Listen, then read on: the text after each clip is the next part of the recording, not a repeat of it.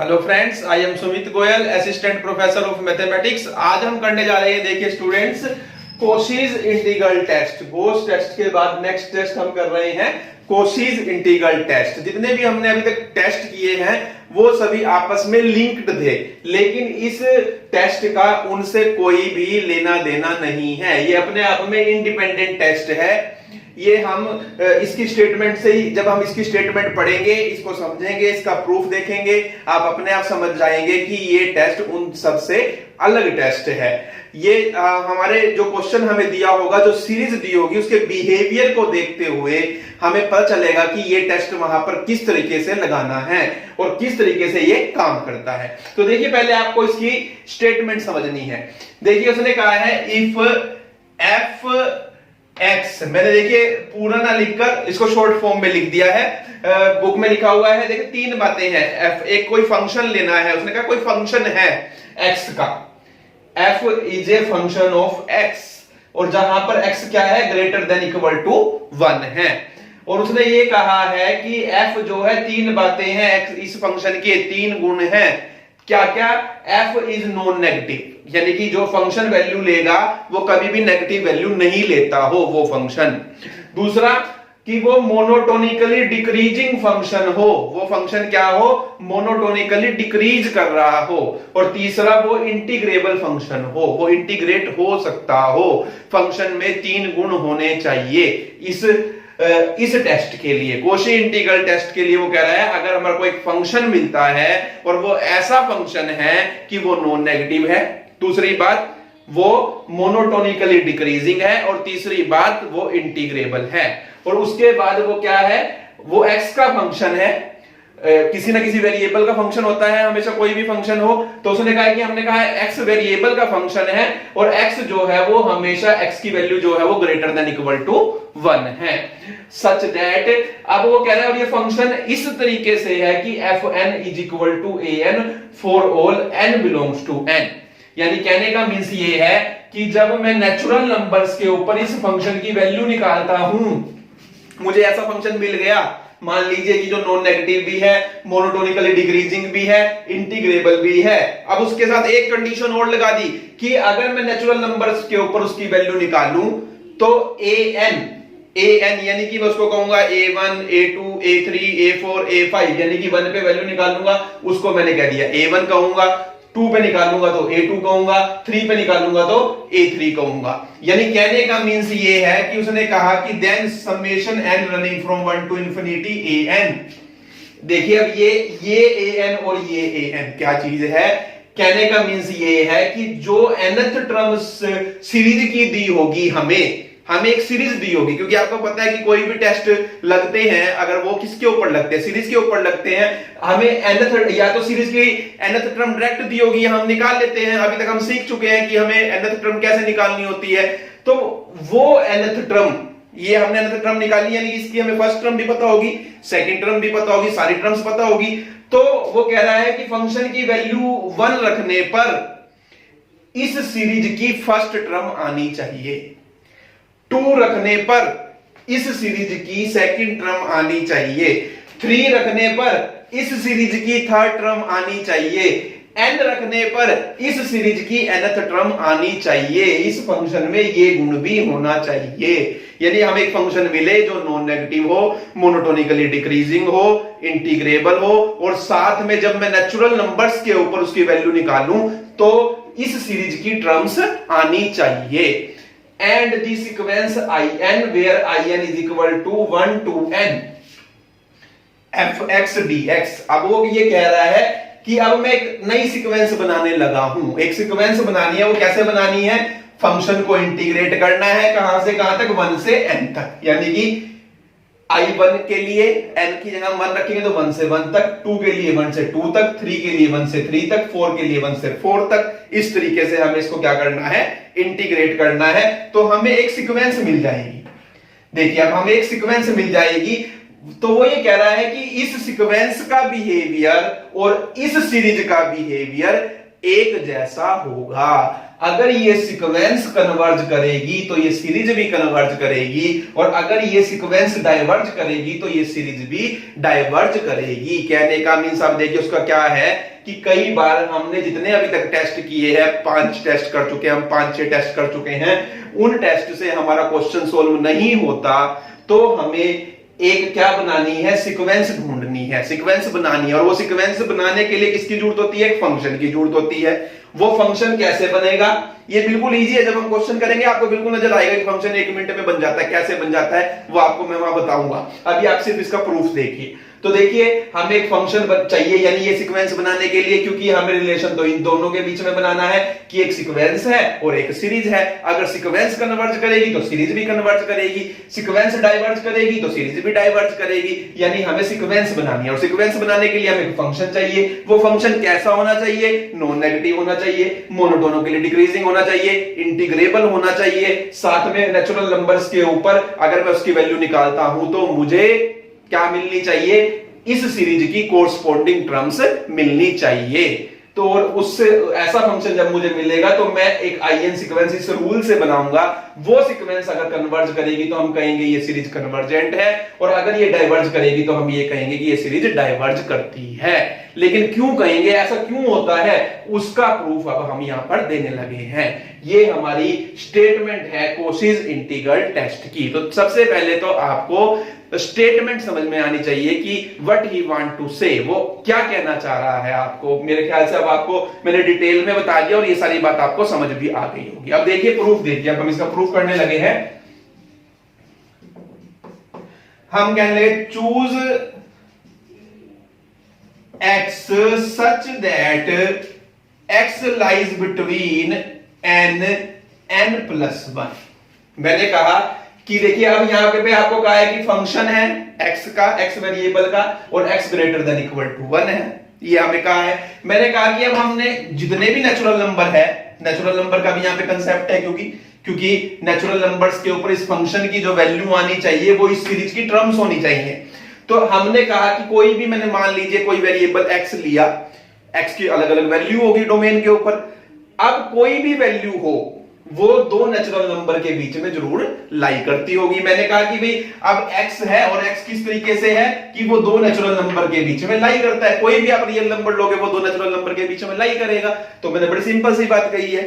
अब आप देखिए मैंने कहा कि हमने x को चूज किया और इस तरीके से चूज किया कि n जो है less than equal to x है और x less than equal to n plus 1 है।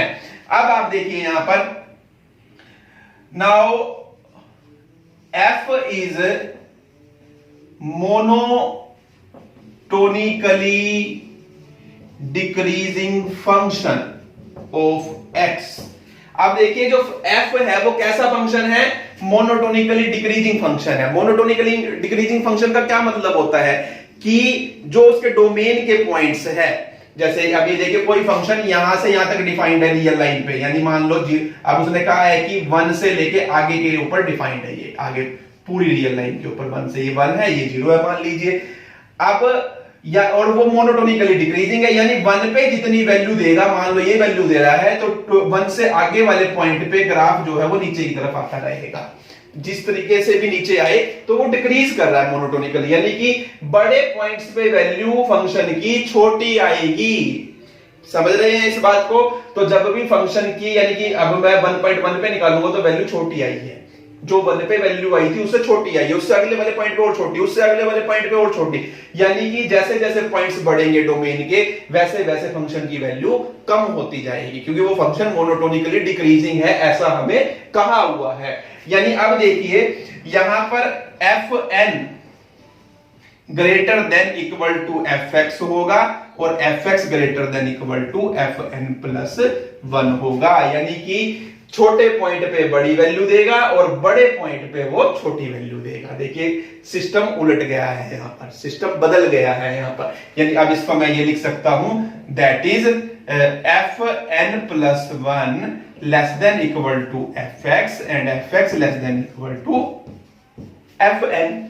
आप ये कह सकते हैं यहां पर, ठीक है।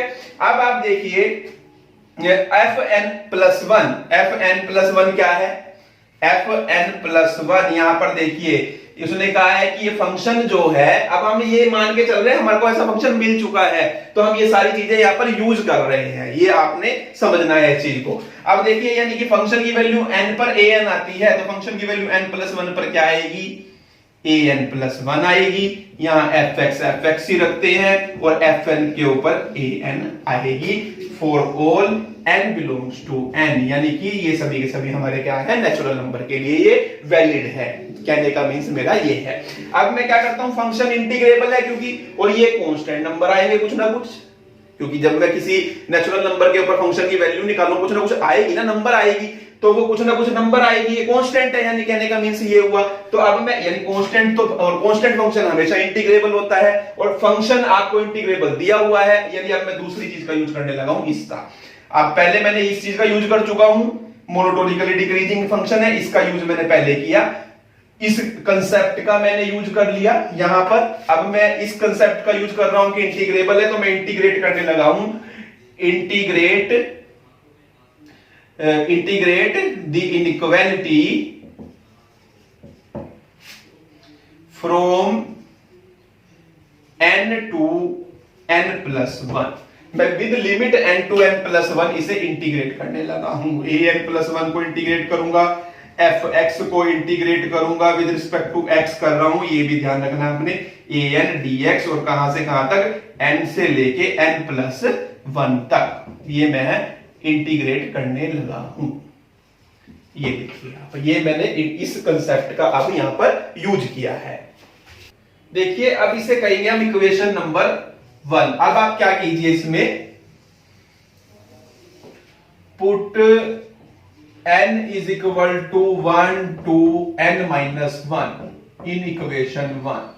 हम इक्वेशन 1 में क्या करते हैं, यहां पर n को, क्योंकि n नेचुरल नंबर है, एक बार 1 पुट करेंगे, एक बार, क्योंकि ये अब हर नेचुरल नंबर के लिए ट्रू है ये इनइक्वालिटी। अब 1 से लेकर हमें कहां तक पुट कर रहे हैं, n-1 तक। तो देखिए अब पहले थोड़ा सा और करेंगे, देखिए थोड़ा सा और क्या यहाँ पर, ये कांस्टेंट टर्म है, यहाँ पर an+1 बाहर आ जाएगी, और हम 1 का इंटीग्रेशन करेंगे, यानी अंदर 1 dx रह गया, तो यानी x आएगा 1 का इंटीग्रेशन, और मैं लिमिट पुट करूंगा n टू n+1, तो n+1 - n, ये देखिए 1 आ जाएगा, यानी यहाँ आपका आएगा an+1। ये चीज आपकी ऐसे ही रहने वाली है, n से n+1 fx dx, और यहां पर आपका आ जाएगा an। सेम इसी तरीके से आप कर देख सकते हैं, आपका an आएगा, और इसे कहेंगे हम इक्वेशन नंबर 1। अब आप देखिए यहां पर n को 1 पुट कीजिए, आपका आएगा यहां पर a2 लाइज बिटवीन, यहां पर 1 पुट कर रहे हैं हम n को 1 से 2 तक, 1 से 2 fx dx, और यहां पर आपका आ जाएगा a1। n को 1 पुट किया है, अब n को 2 पुट कीजिए, तो इधर a2 आ जाएगा, और ये आपकी हो जाएगी 2 से 3 तक fx dx, और यहां पर आपका आ जाएगा a3, और इस तरीके चलते रहेंगे। लास्ट में n की जगह n-1 पुट करना है, ये n-1 हो गया, और यहां पर आपका n की जगह n-1 पुट करेंगे, तो n-1 से हो जाएगी आपकी n तक, और ये fx dx, और ये आपका यहां पर आ जाएगा an। अब मैं इन सभी इनइक्वालिटीज को ऐड कर देता हूं, ऐड ऑल इनइक्वालिटीज इनकी, यहां पर देखिए a2 से लेके an तक, a2 प्लस a3 प्लस कहां तक जाएगी, an तक, लेस देन इक्वल टू, देखिए अब 1 से लेके 2 तक, 2 से लेके 3 तक, और n-1 से लेके n तक, यानी कि नेचुरल नंबर 1 से लेके कहां तक जाएंगे, लास्ट में n तक। यानी जब मैं इन सब का सम करूं, लिमिट एज सम आपने चैप्टर किया हुआ है, यानी हम इनको मर्ज कर कैसे लिखेंगे, आप यहां मर्ज करके लिखेंगे 1 से लेके n तक, क्योंकि लोअर लिमिट यहां 1 है, 1 से 2 तक जाते हैं, 2 से 3 तक, 3 से 4 तक, 4 से 5 तक, n-1 से n तक, यानी हम ये कह सकते हैं, सबको ऐड करेंगे तो हम 1 से लेके n तक जा रहे हैं। तो fx dx, और लेस देन इक्वल टू, यहां पर आपका आ जाएगा a1 प्लस a2 से लेकर आपका an-1 तक आपका यहां पर आ जाएगा। अब आप देखिए यहां पर, ये आपका मैंने आपको सिखाया था sequence of partial sums. SN का क्या मतलब होता है, a1 plus a2 plus a3 से लेके an तक। अब यहां पर देखिए आपके पास a2 से an तक आ रहा है, यानी हम ये कह सकते हैं a2 से an तक इसके इक्वल है Sn माइनस a1 के। Sequence of partial sum n यानी कि किसी सीक्वेंस की n टर्म्स का सम, उसमें से फर्स्ट टर्म को माइनस कर दिया, तो यानी कि a2 से लेके an तक का सम आ गया। Less than equal to 1 to n fx dx, और ये आपका आ गया Sn माइनस an। आप देखिए ये a1 से लेके an माइनस 1 तक है, यानी इसमें इसको ऐसे भी लिख सकता हूं ना मैं, आप ये समझते हैं। तो अब यहां पर अगर मेरे को इतना सम चाहिए, अब यहां तक a1 से लेके an माइनस 1 तक का, ये देखिए तो ये इतना होगा Sn माइनस an, तो ये मैंने यहां पर लिख दिया। इसे आप कहेंगे इक्वेशन, अब यहां पर Sn minus a1 less than equal to, ये आपकी बन गई, देखिए ये चीज बन गई है, और इसका नाम क्या दिया हुआ है in, यानी एक सीक्वेंस बन रही है, और यहाँ Sn माइनस an, इसे कहिए आप इक्वेशन नंबर 2। तो देखिए मैंने सारी चीजों का यहां पर यूज कर लिया कि फंक्शन मोनोटोनिकली डिक्रीजिंग है, इंटीग्रेबल है, इस कंसेप्ट का यूज कर लिया, ये कंसेप्ट हमारा यूज हो गया। अब हमें ये दिखाना है कि अगर ये सीक्वेंस कन्वर्ज करेगी तो ये सीरीज कन्वर्ज करेगी, अगर ये सीक्वेंस डाइवर्ज करेगी तो ये सीरीज डाइवर्ज करेगी, कैसे, वो हमें यहां पर बताना है।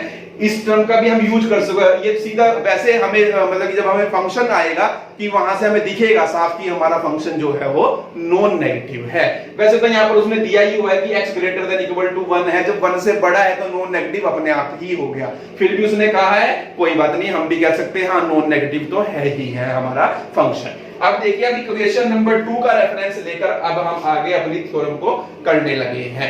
तो देखिए मैं अब ये रब करने लगा, मुझे इसकी जरूरत है क्योंकि स्पेस की, तो यहां तक मुझे आशा है कि आपको यहां तक बिल्कुल समझ में आ गया होगा। ये कंसेप्ट हमने सारे कंसेप्ट का यूज करके एक फंक्शन बनाया, वो सारी टर्म्स को कंप्लीट कर रहा था, हमने रिलेशन बना लिया इस तरीके से in में, और ये जो रिलेशन बना है देखिए किसमें बना है, in में रिलेशन बना है, और सीक्वेंस ऑफ पार्शियल सम वो सीरीज की ही बनती है। ये मैं सिखा चुका हूं आपको थर्ड चैप्टर में इनफाइनाइट सीरीज में, सीक्वेंस ऑफ पार्शियल सम्स आपका कंसेप्ट आया था, वहां मैं डिटेल में आपको ये सब चीजें बता चुका हूं। तो सीक्वेंस ऑफ पार्शियल सम में और ये जो एक नई सीक्वेंस बनाई है इनके बीच में रिलेशन बना है, क्योंकि जो सीक्वेंस ऑफ पार्शियल सम में और इस सीरीज में भी वही रिलेशन होता है कि अगर sequence of partial sum converge करेगी तो ये भी कन्वर्ज करेगी, और अगर sequence of partial sum converge नहीं करेगी या डाइवर्ज करेगी तो ये भी डाइवर्ज करेगी series.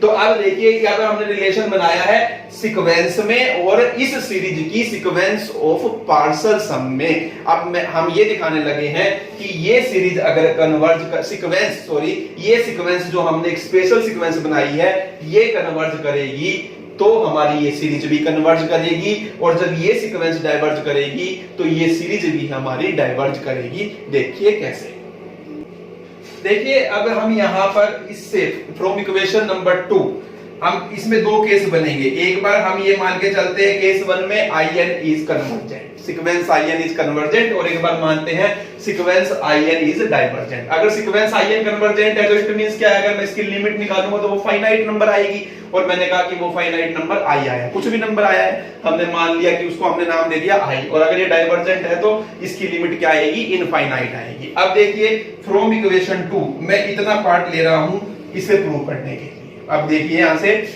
From equation 2 Sn minus a1 is less than equal to in। अब मैं यानी इसको लिख सकते हैं हम Sn is less than equal to in plus a1। अब मैं लिमिट अगर निकालूं, limit n tending to infinity Sn is less than equal to limit n tending to infinity in plus a1। This is equal to limit n tending to infinity in, तो देखिए i के equal है यहां से, तो ये i और plus में इसकी लिमिट निकालूंगा तो ये इंडिपेंडेंट ऑफ n है, कांस्टेंट नंबर है, प्लस a1। तो यहां से देखिए क्या प्रूव हुआ, जो सीक्वेंस है पार्शियल सम की, sequence of partial some is bounded above, यहां से ये प्रूव हुआ है sequence of partial some is bounded above, यानी कि हम ये कह सकते हैं कि जो ये देखिए यहां पर ये जो सीक्वेंस ऑफ पार्शियल सम बनी है इसको एक अपर बाउंड मिल गया है i प्लस a1। तो sequence Sn is bounded above and monotonically increasing sequence. ये मोनोटोनिकली इंक्रीजिंग है और बाउंडेड अबव है। अब बाउंडेड अबव तो आपको दिख गई क्यों है, क्योंकि इसकी हर term less than equal to इस पर्टिकुलर नंबर से, तो ये बाउंडेड अबव है। मोनोटोनिकली इंक्रीजिंग कैसे बनी, हमें कैसे पता चला,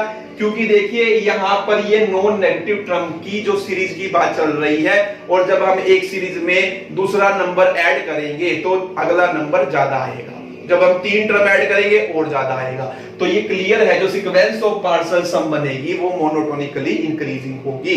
और by monotone convergence theorem a sequence which is monotonically increasing and bounded above is convergent. तो हम यहां लिखेंगे this implies sequence Sn is convergent by monotone convergence theorem. मैंने शॉर्ट फॉर्म में लिख दिया, आपने पूरा लिखना है। This implies series An is convergent.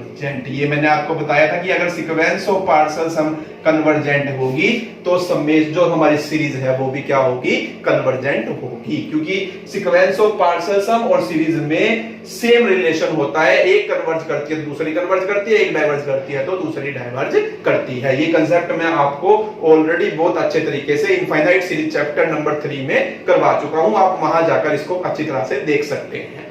अब देखिए सेकंड केस की बात करते हैं। अब यहां पर फ्रॉम इक्वेशन 2 अब मैं इन दोनों को लेने लगा हूं कि In जो है वो लेस देन इक्वल टू है Sn माइनस An से। अब मैं यहां से ये कह सकता हूं कि Sn माइनस Sn जो है माइनस An जो है वो ग्रेटर देन है In से, यानी Sn जो है ग्रेटर देन है In प्लस An से। Limit n tending to infinity करूंगा, Sn greater than equal to limit n tending to infinity In plus An, और यहां पर In जो है वो इंफिनिटी को टेंड कर रहा है, देखिए आप, तो ये टोटल टर्म भी इंफिनिटी को टेंड करेगी। यानी यहां से ये अब ये पता चल गया हमें, ये सीक्वेंस जो है सीक्वेंस Sn जो है वो इज अनबाउंडेड है, तो it means sequence Sn is divergent और this implies series An is divergent. तो ये हमने प्रूव किया कि अगर हमारी जो सीक्वेंस In है वो कन्वर्ज करेगी तो हमारी जो ये सीरीज है ये भी कन्वर्ज करेगी, और जो हमारी जो ये In सीक्वेंस है वो डाइवर्ज करेगी तो हमारी जो ये सीरीज समेशन An है ये भी डाइवर्ज करेगी। तो ये थी हमारी कोशीज इंटीग्रल टेस्ट का प्रूफ।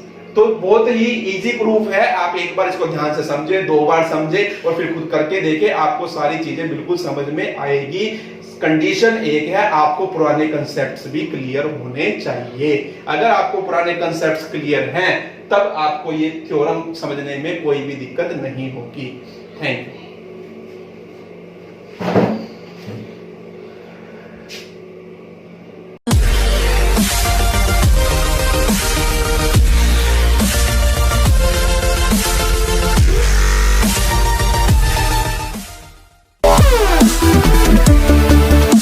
Yeah.